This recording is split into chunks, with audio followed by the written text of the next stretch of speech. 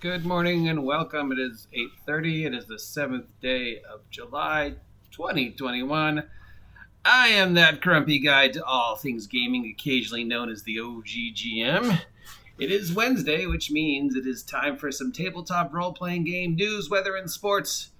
Gonna list down all the tabletop role-playing print products that should be over at your friendly local game store this week. That's Seth's Games and Anime here in Ventura. Come on down and say hi to me. So as always, because this year, these dates are all tentative. They should be on the shelf, but there's a chance they won't be. And again, it's a short list. And again, I'm surprised. Should I be surprised? We'll talk about that at the end. All right, so what's going on in the world? From a company called Night Owl Games, we called a product called Scourge of the Scorn Lords for $50. This is a hardcover, old school essentials, OSR type D20 fantasy thingy set in a dystopian post-apocalypse dangerous setting, where marauders ride dinosaurs. Well, okay, but you got right there, dinosaurs. Can you have dystopian and post-apocalypse in the same setting? I suppose to. Okay, from Legendary Games, we have for Pathfinder, the Boreal Beastery. So this is a book featuring 10 creatures laying in wait in the cold and forlorn forest. So if you want some more icy death for your player characters, check this one out. It should be $14.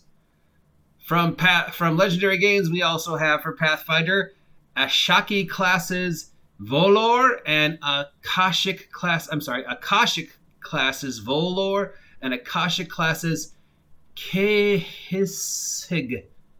Okay, the first word is Akashic, Akashic classes Volor, Volur, and the second one is Akashic classes Kheshig. Kishig. I'm sure somebody's going to say I'm being racist for mispronouncing it.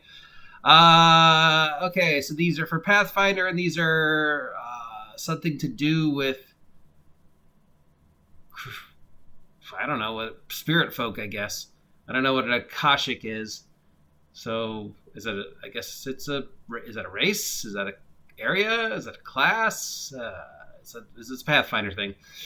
Anyways, these are available for $14 each, if that's something you're interested in. From Atlas Game, we have Burning Dragon and Feng Shui Dice Set for Feng Shui 2. The Burning Dragon is a countercultural phenomenon held annually in the Golden Desert. A raw celebration. It's an adventure for Feng Shui. And then we also have some Feng Shui Dice.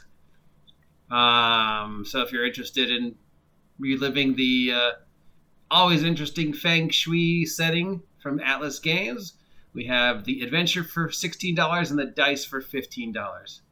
From Mo Fetus Entertainment, we have Dark Dealings in the Shaded Souk, S-O-U-K-Q, Souk, for the Black Void RPG. More intrigue and viciousness hidden beneath the pristine facades of the Black Void setting, which I think is about a city underneath a city kind of thing, I don't know enough about it, but I know it's come up before. And then from Intercity Game Designs, we have Intercity Redux softcover for $40. This is a fast-paced roller coaster ride filled with violence and action, the lighthearted satire of the popular law enforcement dramas and TV movies from 40 years ago.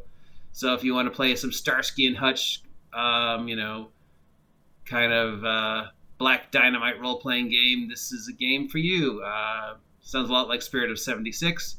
But there we go. So that's 1, 2, 3, 4, 5, 6, 7 products this week. Which I keep saying this because, and I kind of, it's sort of a self-fulfilling answer. So I keep saying, why are there so few products considering we're going into summer, we're going into trade and con season? And of course the answer is COVID. Everybody's a year behind. So it's easy to say, oh man, there should be more stuff out this week because con season and trade show season, and start making your predictions for production for Christmas season. But then on the other side is, well, COVID. Everybody's still recovering from COVID. All the print companies are about a year behind. So we're seeing stuff now that they maybe intended to have out a year ago or half a year ago. So yeah, the industry is going to be 6 months to a year behind for a while, which is sort of sad, but sort of understandable. So, I don't see we're going to see a lot of big name, big surprise, big industry games other than from Pathfinder and Wizards of the Coast because they can afford to. Well, I don't know about Pathfinder, but the only one who can really just throw major league stuff out right now is Hasbro, which is sad. I would love to see more small press stuff, more, unique kitschy items out with more product like figures and dice and maps and just, more things that support the smaller companies that, maybe can only afford to do one or two things a year. Instead of just having to see, oh, look, my local store's got another glut of D&D.